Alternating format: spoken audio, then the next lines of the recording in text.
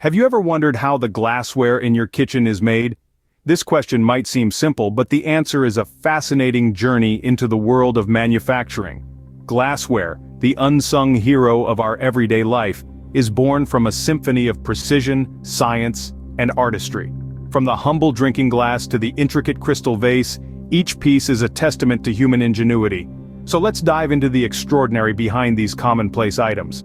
Join us as we uncover the step-by-step process of creating stunning glassware. Don't forget to subscribe for more interesting facts.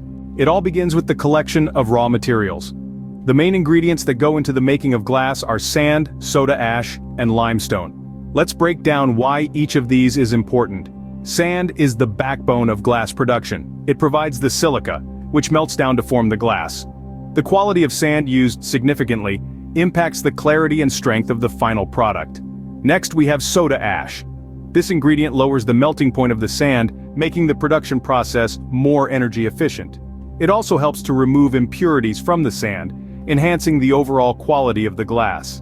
Lastly, there's limestone. It's added to the mix to make the glass more durable and less susceptible to damage. These three ingredients, though simple in nature, come together in a delicate balance to create the glass we use every day. Once collected, these raw materials are ready to take the heat. Next, we enter the fiery world of the melting pot.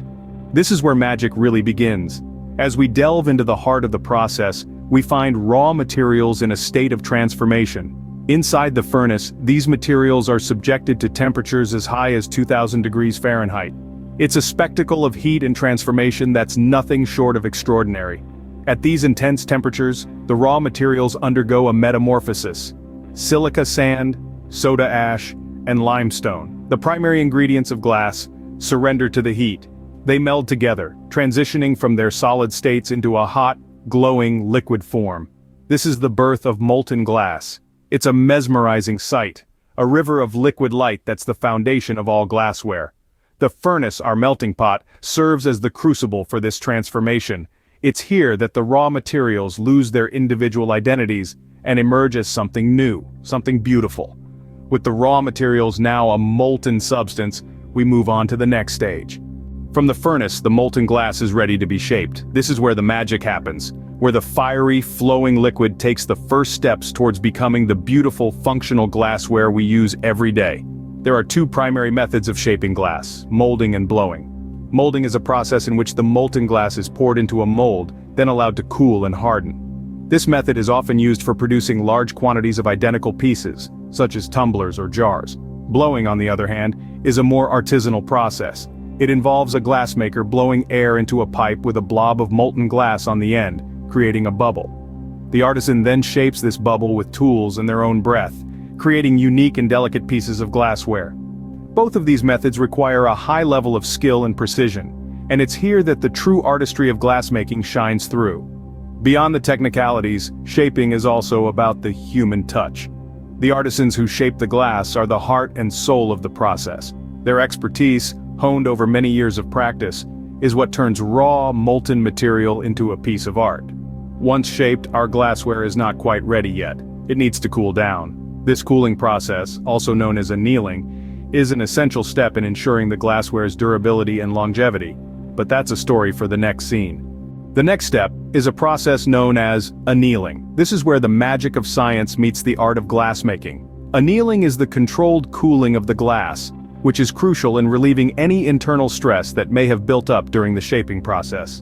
Imagine you've just run a marathon and you suddenly stop without cooling down. Your muscles would be in shock, right? The same principle applies to glass. If it's cooled too quickly, the glass can crack or even shatter. But with annealing, we gradually reduce the temperature over a period of several hours. This slow cooling allows the glass to relax, improving its durability and resistance to everyday wear and tear. It's a bit like glass yoga, if you will. It's this meticulous attention to detail that ensures the longevity of the glassware. It's why your favorite wine glass can survive countless dinner parties and dishwashers. After the annealing process, our glassware is almost ready for your kitchen. Now, it's time for the final touches. The symphony of glassware manufacturing doesn't end with annealing. After the glass cools, it's time for the craftsman to step in and give it that final polish, literally and figuratively. The first step in this phase is cutting. The cooled glass is cut down to the desired size with the help of precision tools. Each piece is meticulously measured and marked to ensure uniformity. Cutting glass is a delicate art. It requires a steady hand and a keen eye. One wrong move and the glass could crack or shatter. After the glass is cut, it's time for polishing. This step is crucial in giving the glassware its characteristic shine. Polishing isn't as simple as it sounds. It's not just about making the glass look pretty. It's about smoothing out any rough edges that might have formed during the cutting process. Polishing also helps to strengthen the glass, making it more durable and resistant to breakage. The polishing process involves a series of steps, each one carefully designed to bring out the best in the glass. It starts with a coarse grind to remove any major imperfections. This is followed by a medium grind to refine the surface, and finally a fine grind to give the glass its final shine. Once the polishing is complete, it's time for the final inspection.